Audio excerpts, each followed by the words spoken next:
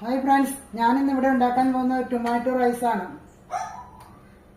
അതിന് ആദ്യം ഓയിൽ ഒഴിക്കുക. ഓയിൽ ചൂടാവുമ്പോൾ കടുക് ഇടുക.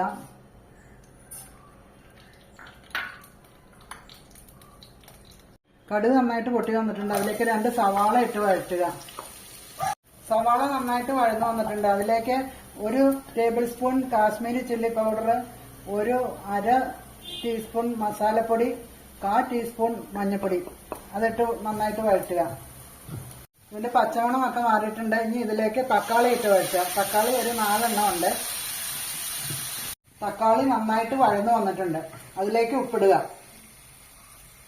ഇതിലേക്ക് വേവിച്ച് വെച്ചിരിക്കുന്ന ജീരകശാല അരി ഇടുക. തക്കാളി റൈസ് ഇവിടെ റെഡി ആയിട്ടുണ്ട്. ഞാൻ ഉണ്ടാക്കുന്ന രീതിയിൽ ഒരു സിമ്പിൾ ആയിട്ടാണ് ഇതിവിടെ ഉണ്ടാക്കിയിരിക്കുന്നത്. വീഡിയോ ഇഷ്ടപ്പെട്ടാൽ എല്ലാവരും ലൈക്കും ഷെയറും സബ്സ്ക്രൈബും ചെയ്യണം.